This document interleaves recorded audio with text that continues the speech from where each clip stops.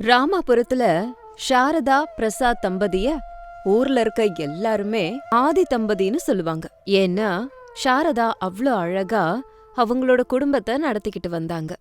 வீட்டை ரொம்ப கிளீனா வச்சுப்பாங்க. பசுமாட தினந்தோறும் சுத்தம் பண்ணி பூஜை கூட பண்ணுவாங்க. தெய்வ பக்தி அதிகமா இருந்த சாரதாவுக்கு அனாமிகா, அஞ்சலி, அவனின்னு 3 மருமகள்கள் இருக்காங்க. ஒரு நாள் சாரதாவுக்கு உடம்பு சரியில்லாம போயிடுச்சு. அம்மா அனாமிகா, கொஞ்சம் ஜுரம் வர மாதிரி இருக்கு, வீட்டு வேலையெல்லாம் கொஞ்சம் பாத்துக்கோமா. அஞ்சலி அவனி கிட்ட கூட சொல்லிடு, பக்கத்து ஊருக்கு போய் ஹாஸ்பிட்டல்ல உடம்ப காமிச்சிட்டு வரேன். சரிங்க அத்த, நீங்க ஹாஸ்பிட்டல் போயிட்டு வாங்க, வீட்டை நான் பாத்துக்கிறேன் அத்த. அம்மா அஞ்சலி, அவனி இங்க வாங்க, உங்ககிட்ட கொஞ்சம் பேசணும். நான் சொல்லிக்கிறேன் அத்த. இல்ல விடுமா, நானே உங்களுக்கு வேலையை கொடுத்துட்டு போறேன், அப்பதான் யாருக்கு எந்த பிரச்சனையும் வராது அப்படின்னு சாரதா அனாமிகா கிட்ட சொன்னாங்க. சாரதா 2-3 தடவை கூப்பிட்டும் கூட அவனியும் அஞ்சலியும் அங்க வரல. கொஞ்ச நேரம் போனதுக்கு அப்புறம் சாரதாவே சுயமா அவங்க கிட்ட போனாங்க. அங்க போய் பார்த்தா அஞ்சலி நல்லா இழுத்து போத்திட்டு தூங்கிட்டு இருந்தா. அம்மா அஞ்சலி, ஒன்னதாம்மா கூப்பிட்டுட்டு இருக்கேன், ரொம்ப நேரமா கூப்பிட்டும் பதில் சொல்லாம இருக்கியே. என்னது அத்த, கூப்பிட்டீங்களா? நான் ஏதோ கனவுலதான் நீங்க கூப்பிடுறீங்கன்னு நினைச்சேன். நான் ஆஸ்பத்திரி வரைக்கும் போயிட்டு வரேன், நீ மாட்டு தொழுவத்தை பாத்துக்க, சுத்தம் பண்ணி பூஜை பண்ணு. சரிங்க அத்த. அஞ்சலி கிட்ட பேசி முடிச்சதுக்கு அப்புறமா அங்கிருந்து பக்கத்து ரூம்ல இருந்த அவனி கிட்ட போனாங்க. அவனி பெட்ல இருந்து இறங்கி தரையில உட்காந்து தூங்கிட்டு இருந்தா. அத கவனிச்ச சாரதா, அம்மா அவனி எந்திரிமா. என்னம்மா இது, உட்காந்துக்கிட்டே தூங்குறிய? ஐயோ அத்த, நான் தூங்கலாம் இல்ல, உட்காந்து தியானம் பண்ணிட்டு இருக்கேன். உங்களுக்கு தூங்குற மாதிரி தெரியுது.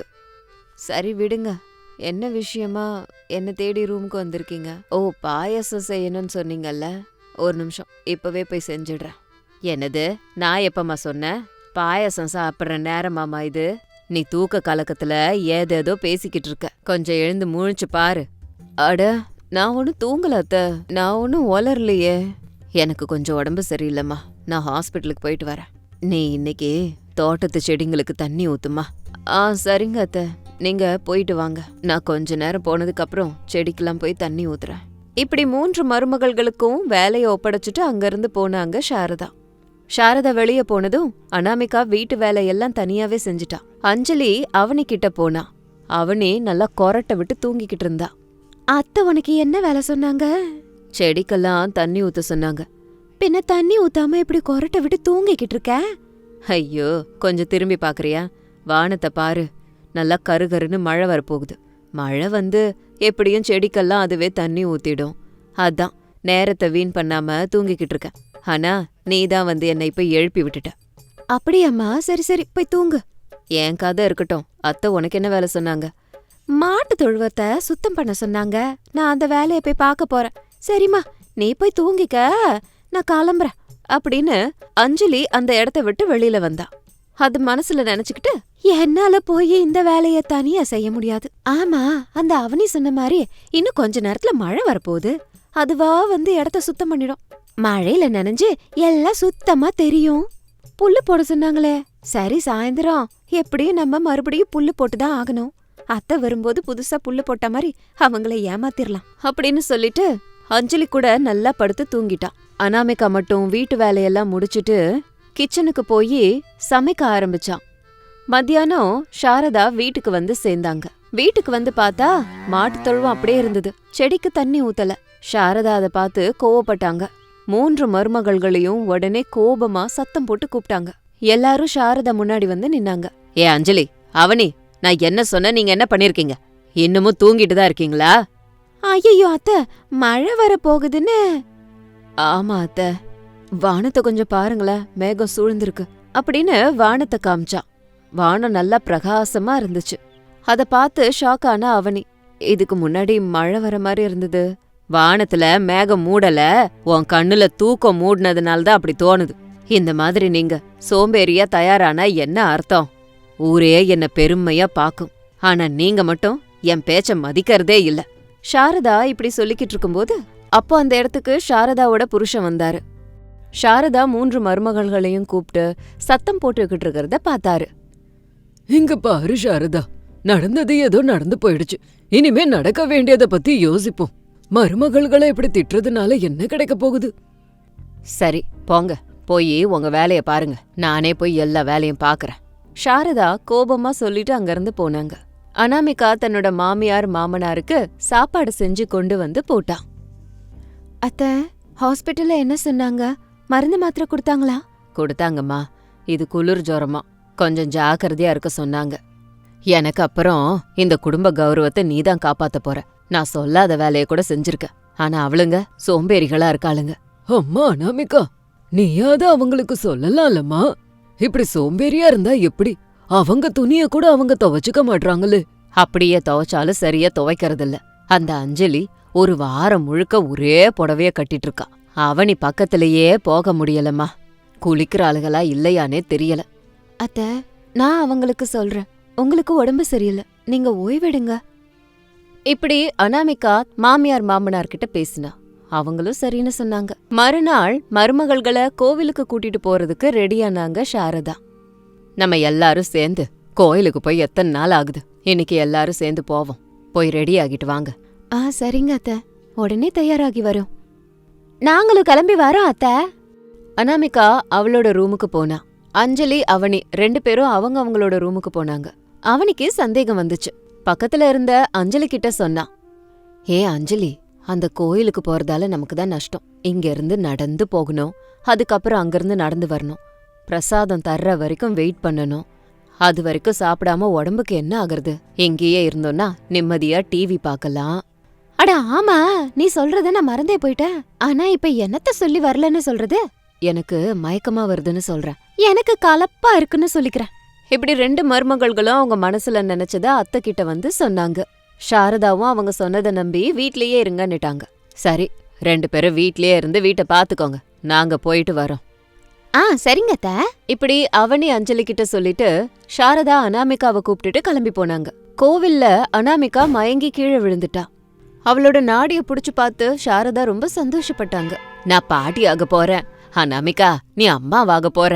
நல்ல செய்தி சொல்லிருக்கீங்க அத்த, எனக்கு ரொம்ப சந்தோஷமா இருக்கு. வீட்டுக்கு போய் எல்லார்ட்டையும் சொல்லுவோம், வாமா போகலாம். இப்படி சாரதாவும் அனாமிகாவும் வீட்டுக்கு வந்து பாக்கும்போது வீட்ல இருக்க வேண்டிய பாத்திரங்கள் பண்டங்கள் எதுவுமே இல்ல. பிரசாத் அங்க திடுமுடன் ஓடி வந்தாரு. இங்க பாரு சாரதா, நம்ம ஊருக்கு திருடனுங்க வந்திருக்கானுங்களாம். நிறைய பேர் வீட்ல கொள்ள அடிச்சிருக்கானுங்களாம். வீட்ல உள்ள பொருட்களை எல்லாம் கொள்ள அடிச்சிட்டு போறானுங்களாம். நம்ம வீட்டையும் விட்டு வைக்கலங்க, கொஞ்சம் திரும்பி பாருங்க நம்ம வீட்டை. என்ன வீட தொடச்சு விட்டு போயிருக்கானுங்க? அந்த திருட்டு நாய்ங்க நம்ம வீட்டுக்கு வந்துட்டானுங்களா? ஆமா, அஞ்சலியும் அவனியும் என்ன பண்றாங்க? அம்மா அவனியே, அஞ்சலிய. சாரதா பதட்டமா கூப்பிட்டதுனால அஞ்சலி அவனி 2 பேரும் எழுந்திருச்சு வெளியில வந்து பார்த்தாங்க.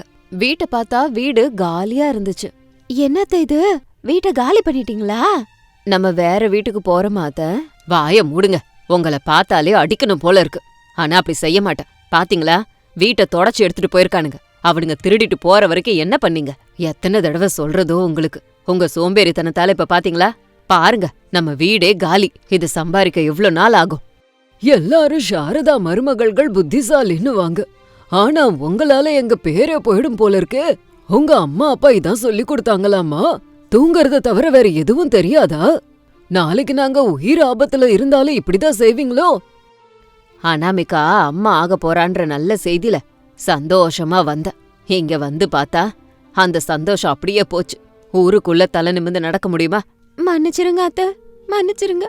இனி இப்படி நடக்கவே நடக்காது. இன்னும் ஒரு தடவை நாங்க இந்த மாதிரி நடந்துக்க மாட்டோம் அத்த, தயவு செஞ்சு மன்னிச்சிருங்க. போதும், நிறுத்துங்கம்மா. இனி உங்க பேச்ச கேக்கறதா இல்ல. கொஞ்ச நாளைக்கு உங்க அம்மா வீட்டுக்கு போங்க. போயே புகுந்த வீட்ல எப்படி நடந்துக்கணும் அப்படிங்கறத கத்துக்கிட்டு வாங்க. ஆனா உள்ள நுழையும் போது உங்க சோம்பேறித்தனத்தை செருப்பு மாதிரி கழட்டி போட்டு வரணும். இப்படி சாரதா தன்னோட மருமகள்கள் எவ்ளோ கெஞ்சினாலும் அத காதுல வாங்காம அவங்கள அவங்க அம்மா வீட்டுக்கு அனுப்பி வச்சுட்டாங்க. அவங்க 2 பேருக்கும் புத்தி வரணும்னு தான் அப்படி பண்றாங்க சாரதா. தன்னோட பெரிய மருமக அனாமிகாவ ரொம்ப ஜாகிரதையா பாத்துக்கிட்டாங்க. கர்ப்பவதி மருமகளை கிட்ட இருந்து நல்லபடியா கவனிச்சுக்கிட்டாங்க.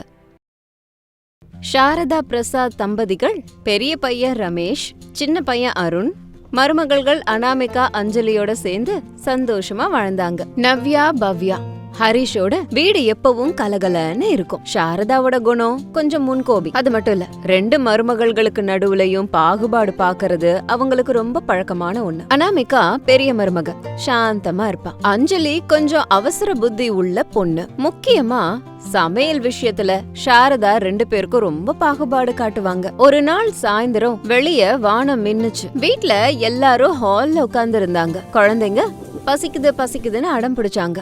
பாட்டிமா, வெளியில சில்லுன்னு இருக்கு, ஏதாவது சாப்பிட சூர்யா செஞ்சு தாங்க. எனக்கு போண்டா வேணும், காரமா வேணும். எனக்கு புளியோதரை வேணும். சித்தி, நீங்க நல்லா பண்ணுவீங்கல்ல. அத்த, பாத்தீங்களா பசங்க எவ்வளவு பசியோட இருக்காங்கன்னு? நான் வேணா போய் கொடமிளகால பஜ்ஜி போட்டு கொண்டு வருவா. கொடமிளகா பஜ்ஜியா? அந்த மாதிரி பஜ்ஜியெல்லாம் நாங்க சாப்பிட்டதில்ல. ஒரு விஷயம் தெரிஞ்சுக்கோ, சமையல்ல கூட ஒவ்வொருத்தவங்களுக்கும் ஒவ்வொன்னு பிடிக்கும். அவசரப்பட்டு எதையாவது பண்ணி சொதப்படுறதுக்கு பதிலா அமைதியா உட்காரு. என்ன அத்தை இது, எப்ப பாரு இப்படியே சொல்றீங்க? நான் அவ்வளவு கர்ண கொடூரமாவா செய்யறேன்? அந்த சமையல் எல்லாம் பெரிய மருமகளுக்கு தான் நல்லா வரும். சமையலை பத்தியெல்லாம் அவ்வளவு தீர்க்கமா நீ யோசிக்க தேவையில்லடி அம்மா. சரி விடுங்க, நானே செய்யறேன். அஞ்சலி, நீ குழந்தைங்களோட போய் விளையாடு, நான் புளியோதரை செஞ்சுடுறேன். புளியோதரை வேண்டாமா? இந்த மழையில வெறும் புளியோதரைக்கு பதிலு மசாலா போட்டு ஏதாவது ஒன்னு செஞ்சு கொடு. உனக்கு தான் தெரியும்ல, மழை பெஞ்சதுன்னா எனக்கு பேல்பூரி சாப்பிட பிடிக்கும்னு. பேல்பூரியா? இந்த மழையில அதெல்லாம் கிடைக்குமா அத்தை? ஏன் கிடைக்கணும்? வீட்ல எல்லாமே இருக்கு. உனக்கு சமைக்கிற எண்ணம் இருந்தா செஞ்சிடலாம். இல்லனா விடுமா, பேல்பூரி செய்யறதுல அவ்வளோ கஷ்டம் ஒன்றும் இருக்காது. ஒருத்தி என்னடானா கொடமிளகா பஜ்ஜிங்கிறா, இன்னொருத்தி புளிசோறு. எனக்கு என்ன வேணுமோ செய்யாதீங்க. சாரதா சொன்னதை கேட்டு 2 மருமகள்களும் கொஞ்சம் அமைதியா இருந்தாங்க. 2 பேரும் கோபமா கிச்சனுக்கு வந்தாங்க. கிச்சன்ல அனாமிகா, அஞ்சலி கோபமா இருந்தாங்க. அஞ்சலி கண்ணீர் விட்டுக்கிட்டு இருந்தா. பாத்தியாக்கா, அத்தை பேசுனத நம்ம 2 பேரையும் அவமானப்படுத்துறாங்க. அவங்களோட எண்ணம் கொடமிளகாலையோ புளியோதரையிலயோ இல்ல, நம்மள அசிங்கப்படுத்துறதுலதான் இருக்கு. சரி விடுடி, அத்தை எப்பவும் அப்படிதான், நீ கவலைப்படாத. கவலைப்படாம எப்படிக்கா இருக்கிறது? எந்த வேலைய பார்த்தாலும் கம்பேர் பண்ணுது. பெரிய மருமக அப்படி பண்றான், நீ இப்படி பண்றன்னு சொல்லிக்கிட்டே இருக்கு. எனக்கு ரொம்ப கஷ்டமா இருக்கு. அது என்ன ஓடி, என்ன புகழறன்னு சொல்லி தர்ம சங்கடத்துக்கு ஆளாக்குறாங்க. எனக்கு பேல்பூரி பிடிக்காது, ஆனா அவங்களுக்கு பிடிக்கும்னு நீயும் நானும் சேர்ந்து செய்ய வேண்டியதுதான். சேர்ந்து செய்யணுமா? என்னால முடியாதுப்பா. அவங்களுக்கு பிடிச்சத நான் ஏன் செஞ்சு கொடுக்கணும்? நான் ஹரிஷோட சேர்ந்து புளியாங்க அடிச்சு புளியோதரையே செய்யறேன். அஞ்சலி, நீ புளியோதரை செஞ்சா சாப்பிட மாட்டாங்க. மறுபடியும் அதை வச்சு ஏதாவது சண்டை போடுவாங்க, அவமானப்படுத்துவாங்க. நமக்கு பிடிக்கலனாலும் அவங்களுக்கு பிடிச்சத செஞ்சு போடுவோம். நம்ம கஷ்டத்தை என்னைக்காவது புரிஞ்சுப்பாங்க. முடியாதுக்கா, நான் செய்ய மாட்டேன்க்கா. நான் எதுக்காக அவங்களுக்கு பிடிச்ச பேல்பூரிய செய்யணும்? நான் காரமா நார்த் இந்தியன் ஸ்டைல்ல வேற ஏதாவது செஞ்சு அவங்கள கோவப்படுத்துறேன் பாரு.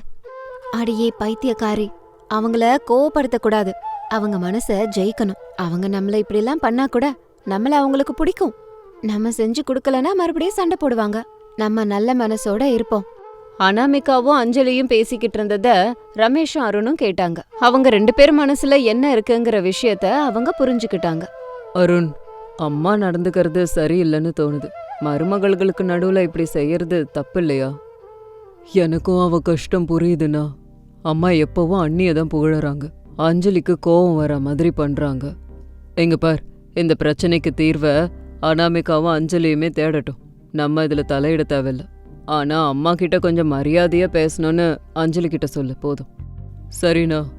சரியா அந்த நேரத்துல சாரதாவோட சின்ன வயசு சிநேகிதி, அவங்களோட வெல்விஷர் மல்லி வீட்டுக்கு வந்தாங்க. மல்லி ரொம்ப பண்பானவங்க. சமையல் விஷயத்துல சாரதாக்கே போட்டியா இருப்பாங்க. என்ன சாரதா, இந்த மழையில எங்க உட்கார்ந்துருக்க? உன் மருமகளுங்க வீட்ல சமையல் வாசனை எதுவும் வரல? எப்படி வரும்? எதுவும் வராது. இந்த மழையில எனக்கு பேல்பூரி சாப்பிடணும் போல இருந்தது. இவளுகளுக்கு அது செய்ய வராது. செய்ய சொன்னா செய்யவும் மாட்டாளுங்க. என்ன இப்படி சொல்ற? உன் பெரிய மருமக அனாமிகா எல்லாத்தையும் நல்லா செய்வாளே. அன்னைக்கு அவ சமைச்சத சாப்பிட்டுட்டு உன்னை எவ்வளவு புகழ்ந்த ஞாபகம் இல்லையா? அது பழைய கதை. இப்ப எல்லாம் தலைகீழ ஆயிடுச்சு. என் பேச்சுக்கு இங்க யாருக்கிட்டயும் எந்த மதிப்பும் இல்ல. சேச்சா, அப்படியெல்லாம் இருக்காது. சரி சரி, உன் மருமகளுக்கு ஒரு சவால் கொடுப்போம். இன்னைக்கு 2 பேருக்கு பேல்பூரி காம்படிஷன் வைப்போம். யார் நல்லா பண்றான்னு பாப்போம். அவளுகளா அடிச்சுக்காம புடிச்சுக்காம இருந்தாலே போதும். மல்லியும் சாரதாவும் பேசிக்கிட்டு இருந்ததை கேட்டு அனாமிகாவும் அஞ்சலியும் ஷாக் ஆனாங்க. மறுபடியும் கிச்சனுக்குள்ள போய் 2 பேர்கிட்டயும் பேசினாங்க மல்லி.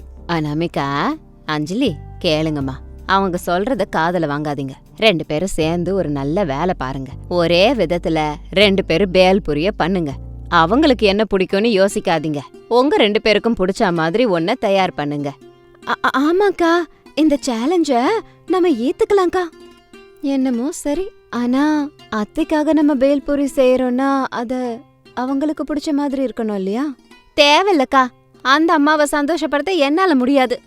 என் கோவம் குறையணும்னா நான் எனக்கு பிடிச்ச மசாலாவை எல்லாம் போட்டு நாக்கு ஊற செய்ய போறேன். நீ உன் ஸ்டைல செய்யி. என்னடி பேசுற? உங்க 2 பேரோட ஈகோவால இந்த குடும்பத்துல சண்டை இன்னும் அதிகமாகும். நம்ம சண்டை போடாம அத்தை சொன்னதையும் கேட்காம நம்ம 2 பேரும் ஒத்துமையா இருக்கதான் பாக்கணும். எந்த சந்தர்ப்பத்திலயும் என்ன விட்டு கொடுக்காதக்கா. இந்த தடவை நான் கூட உன் கூடவே இருக்க.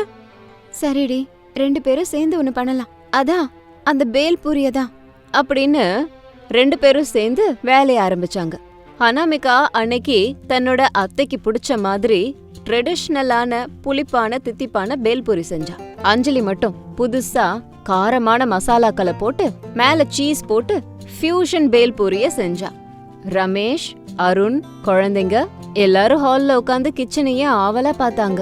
அதுக்குள்ள அனாமிகா, அஞ்சலி 2 பெரிய பாத்திரத்துல பேல்பூரி எடுத்துட்டு வந்தாங்க. அந்த மழை காலத்துல வீடு முழுக்க பேல்பூரி வாசனை ஆள தூக்குச்சு. சாரதா அந்த வாசனைய பார்த்து, ஆஹா, வாசனை இப்பவே ஆள தூக்குதே. சாரதா பாரு, ஓ மருமகளுங்க வேற வேற மாதிரி செஞ்சிருக்காங்க. அத்த, இது உங்களுக்கு பிடிச்ச மாதிரி செஞ்ச பேல்பூரி, ட்ரெடிஷ்னலான வழியில செஞ்சது. அத்த, இது நான் புதுசா பண்ணேன் ஸ்பைசி ஃபியூஷன் பேல்பூரி. என்னது ஸ்பைசி பூஷன் பேல்பூரியா? எனக்கு வேண்டாம். ப்ளீஸ் அத்த, எனக்காக கொஞ்சம் டேஸ்ட் பண்ணுங்க. உங்களுக்கு தான் தெரியும்ல எனக்கு சமைக்கிறதுக்கு அவ்வளவா வராதுன்னு. இது நான் செஞ்ச புது முயற்சி. அக்கா சொல்லி கொடுத்துதான் இத நான் பண்ணிருக்கேன். அத்த, 2ல நீங்க எதையாவது ஒண்ணு சாப்பிடுங்க.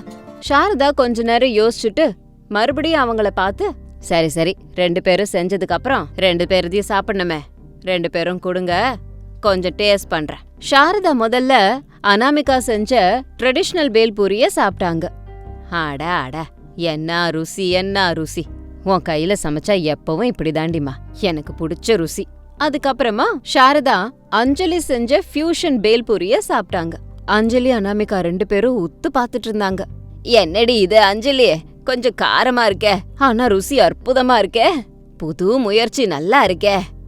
ஆமா அத்தை, எனக்கு பிடிச்ச மசாலாவை போட்டு பண்ண. பாத்தியா சாரதா, உன் மருமக எவ்வளவு நல்லா பண்ணிருக்கா.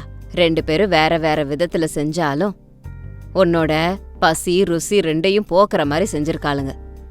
ஆமா மல்லி, நான் எந்த ஜென்மத்துல என்ன புண்ணியம் பண்ணணும். சாரதாவோட சந்தோஷத்தை பார்த்து பிரசாத், ரமேஷ், அருண் கூட சந்தோஷப்பட்டாங்க. பசங்க பேல்பூரிய நானின்னு போட்டி போட்டு சாப்பிட்டாங்க. பாத்தியா சாரதா, நீ கேட்டது உனக்கு கிடைச்சிருச்சு.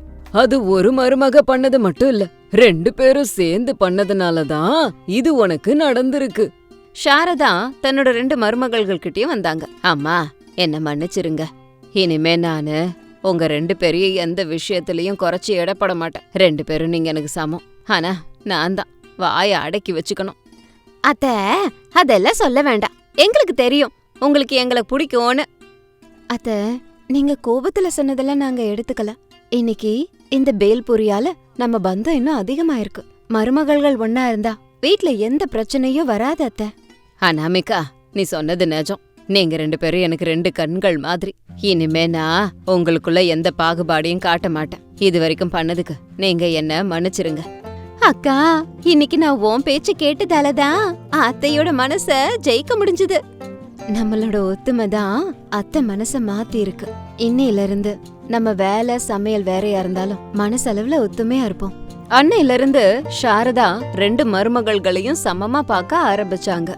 அனாமிகா, அஞ்சலி 2 பேருக்கும் அன்பு மரியாதை சமமா கிடைச்சது. இப்போ மழை கொஞ்சம் குறைஞ்சாலும் அந்த வீட்ல குழந்தைங்க பெரியவங்க எல்லாரோட மனசுலயும் முகத்திலயும் இருக்க சந்தோஷம் கொஞ்சம் கூட குறையல. மருமகள்களோட பேல்பூரி அந்த வீட்ல பெரிய சந்தோஷத்தை வரவழைச்சது. இது இன்னைக்கு ஸ்டோரி. இதே மாதிரி இன்னொரு ஸ்டோரியோட உங்களை மறுபடியும் மீட் பண்றேன். அது வரைக்கும் பாய் பாய்.